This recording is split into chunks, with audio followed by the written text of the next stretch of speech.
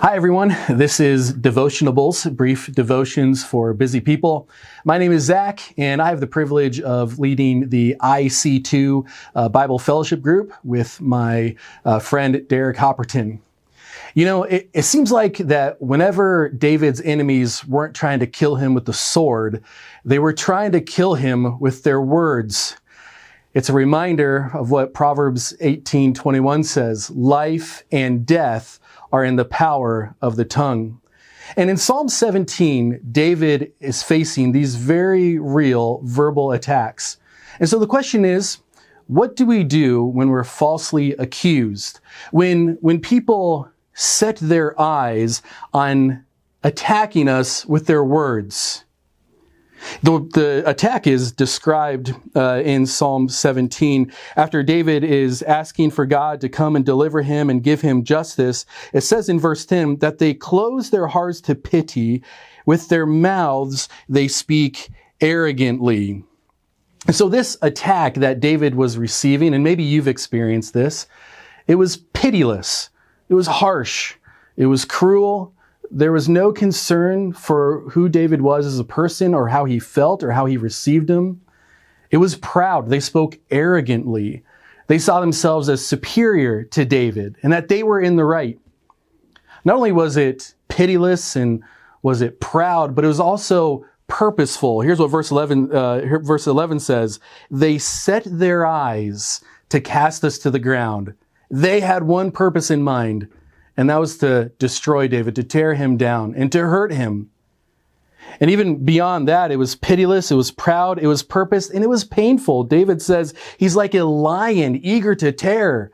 And so you get this idea, that hurts, right? Getting attacked by a lion hurts. And that's what it feels like, right? When people come at us with hurtful, attacking words.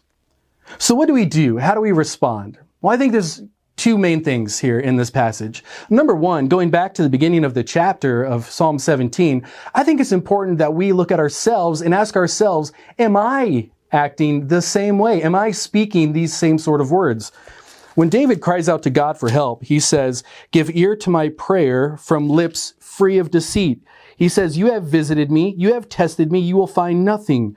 He says, I have purpose with my mouth, again, giving us indication that these are words that are being hurled at him. He says, I have purpose with my mouth, I will not transgress. So it would have been very hypocritical of David, wouldn't it, for him to ask God to come to his rescue when he's speaking in the same hurtful, false, deceitful ways that are being hurled at him. So I think we need to ask ourselves, am I joining in on this? Am I speaking this way to my spouse, to my children, to my coworkers, to my mom, to my dad? Am I speaking this way? So we need to be careful about hypocrisy. David was not sinless. He's not saying in this passage, I'm sinless, but he was blameless when it came to this situation and that he wasn't responding in like. But positively, here's another thing we ought to be doing. We should be satisfied with being like Jesus and growing to be more like Jesus. It's in these times that Jesus shapens and sharpens and helps us to be more like him. You'll remember 1 Peter 2:23, what it says, when Jesus was reviled, he did not revile in return. When he suffered, it says he did not threaten with his mouth. Instead, what does it say he does? He continues to entrust himself to him, that's God, his Father, who judges justly. And so when you're falsely accused, when you're attacked, when you know somebody just has their eyes set on you, on tearing you down and destroying you and hurting you, don't retaliate, don't take revenge. Entrust yourself to him who judges justly. Follow Christ's example. Be satisfied to be like Jesus and to grow to be more like Jesus. My dear friend, if this is you and you're in a situation like this right now, you have a defender, and he's our great judge in heaven.